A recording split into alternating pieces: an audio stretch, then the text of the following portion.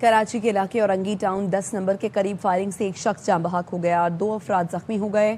جاں بحق ہونے والے کی شناخت 45 سالہ فیصل عباسی کے نام سے ہوئی ہے۔ لاش عباسی شہید اسپتال منتقل کر دی گئی۔ ریسکیو حکام کے مطابق زخمیوں کی شناخت فہد جمالی، فہد عباسی کے نام سے ہوئی۔ پولیس کا کہنا ہے مقتول سیاسی جماعت کا UC 20 اورنگی ٹاؤن کا عہدیدار تھا۔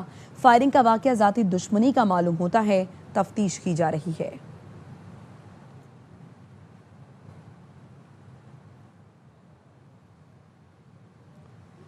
خبر آپ کو دیں کراچی سے، جہاں پر ڈیفنس فیز 5 شہباز سگنل کے قریب کار اور رکشے میں تصادم ہوا ہے، جس کے نتیجے میں 2 افراد زخمی ہو گئے ہیں۔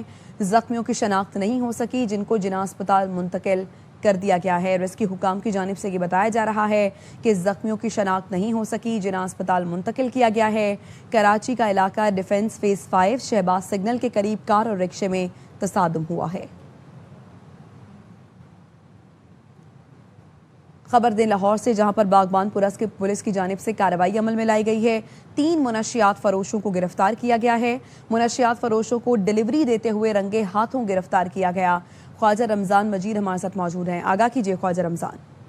جی بالکل، لاہور میں جو کینٹ ڈویژن کی ہے میں بڑی کارروائی کی گئی ہے۔ منشیات فروشوں میں جو بڑی ترسیل تھی اس کو ناکام بنایا گیا ہے، جس میں سے 3 منشیات فروش ڈیلر جو ہیں وہ گرفتار کیا گئے ہیں۔ خفیہ اطلاع کے مطابق دوران چیکنگ مختلف مقامات پر 3 منشیات فروشوں کو ڈلیوری دیتے ہوئے رنگے ہاتھوں گرفتار کیا گیا ہے۔ گرفتاری کے دوران جو ہے وہ 8 کلو سے زائد چرس برآمد کیا گئی ہے۔ تاہم ملزمان جو ہے آن لائن اور دیگر پوش علاقوں میں جو ہے وہ منشیات کا کاروبار کرتے تھے۔ جی آپ کا شکریہ۔ ادھر کراچی کے علاقے گلستان جوہر میں واٹر ٹینکر نے ایک اور موٹر سائیکل سوار کی جان لے لی۔ حادثے کے بعد مشتعل افراد نے ٹینکر کو آگ لگا دی۔ رواں برس شہر قائد میں ٹریفک حادثات میں جاں بحق افراد کی تعداد 477 ہو گئی ہے۔ رپورٹ کریں گے سلمان لودھی۔ فیصل آباد کے علامہ اقبال کالونی میں مدرسے میں استاد نے 15 سالہ طالب علم کو زیادتی کا نشانہ بنا ڈالا۔ ملزم رفاقت نے 2 طلباء سے شعیب کو قتل کروا کر بوری بند لاش گندے نالے میں پھینکوا دی۔ ملزم رفاقت دونوں طلباء ریحان اور عرفان کو گرفتار کر لیا گیا۔ آگے بڑھے اور آپ کو بتائیں کہ سینتاس معاہدہ کمزور کرنے کی بھاری قیمت ہو سکتی ہے۔ بھارت کو مشورہ ہے جنگ کے بیج بونے سے گریز کرے۔ نائب وزیر اعظم اسحاق ڈار کا سینتاس معاہدے پر بین الاقوامی سیمینار سے خطاب، کہا خطے میں پائیدار امن کا راستہ طاقت یا دھمکی نہیں، صرف مذاکرات ہیں۔ پاکستان کو جائز آبی حق سے محروم کرنے کے سنگین اثرات ہوں گے۔ پانی کا رخ موڑنے یا روکنے کی بھارتی کوشش کو جنگ کے مترادف اقدام تصور کیا جائے گا۔ پاکستان کسی صورت جنگ نہیں چاہتا، لیکن اپنے جائز آبی وسائل پر غیر قانونی قبضہ یا تجاوز ہرگز قبول نہیں کرے گا۔ Position is very clear. We reject India's unilateral and illegal announcement. Indus Waters Treaty remains valid, binding, fully operative. Protecting these waters is a matter of vital national interest. We sincerely advise India against sowing the seeds of war and jeopardizing the peace and security. There should be no misunderstanding. Any attempt to deprive Pakistan of the waters rightfully allocated under the Indus Water Treaty would have profound consequences for regional peace and security. اور اب کچھ بات موسم کی۔ کراچی میں صبح سویرے موسم خوشگوار ہے، بادلوں کے ڈیرے ہیں، لیکن کراچی والے بارش کی امید نہ رکھیں۔ محکمہ موسمیات کے مطابق آج بھی دن میں حبس کی کیفیت ہوگی۔ مختلف علاقوں میں بوندا باندی کا بھی امکان ہے۔ مزید بتائیں گے آصف خان۔ جی بالکل، محکمہ موسمیات کا کہنا ہے کہ کراچی میں آج موسم مرطوب رہے گا، یعنی ہوا میں نمی کے تناسب میں اضافے کے باعث دن میں حبس کی صورتحال ہوگی۔ صبح کا وقت ہے، اس وقت شہر کا جو موجودہ درجہ حرارت ہے وہ 31 ڈگری سینٹی گریڈ ہے۔ اس وقت جو ہوا چل رہی ہے وہ 30 سے 35 کلومیٹر فی گھنٹے کی رفتار سے چل رہی ہے، جبکہ ہوا میں نمی کا تناسب 75% ہے۔ محکمہ موسمیات کا کہنا ہے کہ دن میں جو درجہ حرارت رہے گا وہ 33 سے 35 ڈگری سینٹی گریڈ تک رہنے کا امکان ہے۔ دن میں جو ہوا چلے گی وہ 30 سے 40 کلومیٹر فی گھنٹے کی رفتار سے چلے گی۔ مطلع ابر آلود ہے، دن میں بھی اسی طرح مطلع ابر آلود اور جزوی ابر آلود رہے گا۔ ساتھ ساتھ شہر کے مختلف علاقوں میں ہلکی بوندا باندی کے بھی امکانات ہیں۔ کراچی کا علاقہ سرجانی ٹاؤن ان دنوں ماحولیاتی دہشت گردی کا نشانہ بنا ہوا ہے، جہاں دن کے اجالے میں ہرے بھرے درختوں کو بے دردی سے کاٹ دیا گیا۔ انتظامیہ کی مبینہ خاموشی پر شہریوں میں شدید تشویش پائی جاتی ہے۔ چاند نواب رپورٹ کریں گے۔ شہر قائد میں جو پہلے ہی بدترین ہیٹ ویو اور ماحولیاتی تبدیلی کی زرد میں ہے، وہاں اب سلجانی ٹاؤن کے علاقے میں ہرے بھرے درختوں کا قتل عام جاری ہے۔ شہر کو اجاڑ دیا گیا اور انشاءاللہ ہم دوبارہ کوشش کریں یہاں پہ پودے لگانے کی کہ تم جتنے درخت کاٹو گے ہم اتنے درخت لگائیں گے، اور حکومت پاکستان سے مطالبہ کرتے ہیں کہ اس کے خلاف بھرپور کارروائی کی جائے۔ سزا کاری جو مہم چلائی گئی تھی اس کو ان لوگوں نے تیز تیز سر کے رکھ دیا۔ یہ کٹے ہوئے تنے اس بات کا ثبوت ہے کہ یہاں کسی قانون کا کوئی خوف نہیں۔ شہری کہتے ہیں کہ مافیا کی جانب سے لکڑی مہنگے داموں بیچنے کے لیے درختوں کو نشانہ بنایا جا رہا ہے۔ درخت کاٹنے کے بعد ان لکڑیوں کو فروخت کیا جا رہا ہے۔ تقریباً 2,500-3,000 درخت لگے ہوئے تھے جو بڑے بڑے درخت تھے۔ شہری اور حکومتی ادارے تو درخت لگاتے ہیں، یہاں پر الٹا کام ہو رہا ہے، یہاں درخت کاٹے جا رہے ہیں، تو ایسا نہ کریں، درخت لگائیں۔ بلکہ اگر ماحولیاتی تحفظ کے ذمہ دار اداروں اور سندھ حکومت نے فوری نوٹس نہ لیا تو کراچی کا یہ سرسبز حصہ بہت جلد ریگستان کا منظر پیش کرے گا۔ شہر قائد میں درخت لگانے کی مہم جاری ہے تو دوسری جانب سرجانی ٹاؤن میں قد اول درختوں کو کاٹ دیا گیا۔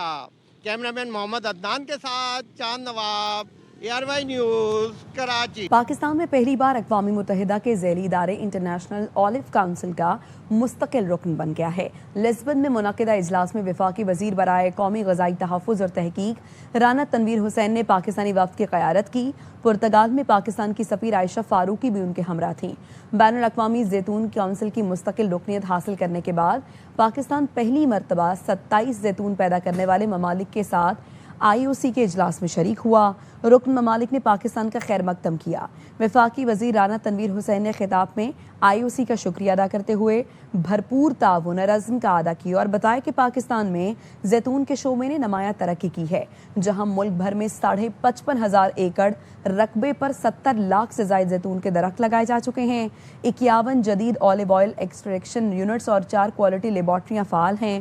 گزشتہ سال پاکستانی زیتون کے تیل کو نیو یارک کے عالمی مقابلے میں سلور ایوارڈ ملا تھا۔ NED یونیورسٹی کا 25 کروڑ 73 لاکھ روپے خسارے کا بجٹ پیش کر دیا گیا۔ صوبائی وزیر جامعات اور بورڈز محمد اسماعیل راہو نے یونیورسٹی سینٹ کے 34ویں اجلاس کی صدارت کی۔ انور خان رپورٹ کریں گے۔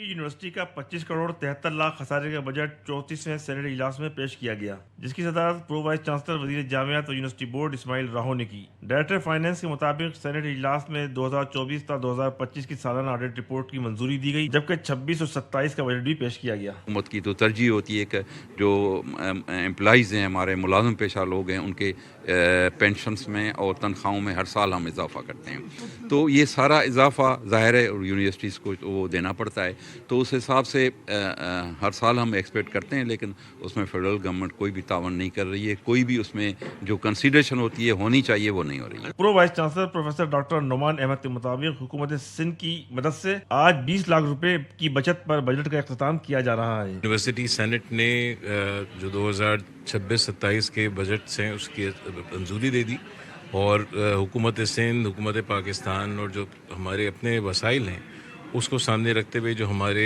اوور آل انکم کے ایسٹیمیٹس ہیں ان کا جائزہ لے کے پھر اس بجٹ کی انہوں نے منظوری دی ہے۔ صوبائی وزیر اسماعیل راہو کے مطابق وفاقی ACC سے 2017 سے فنڈ میں کمی کا سامنا ہے۔ سندھ حکومت نے اعلیٰ تعلیم کو ہمیشہ سر فہرست رکھا ہے۔ مالی سال 2025-27 کی آمدنی کا تخمینہ 6 ارب 73 کروڑ 22 لاکھ روپے ہے، جبکہ اخراجات کا تخمینہ 6 ارب 98 کروڑ 96 لاکھ روپے سے زائد ہے۔ کیمرامین محمد حنیف کے ساتھ انور خان، ARY نیوز، کراچی۔ امریکہ کے 250ویں یوم آزادی کے حوالے سے لندن میں جشن کا اہتمام کیا گیا۔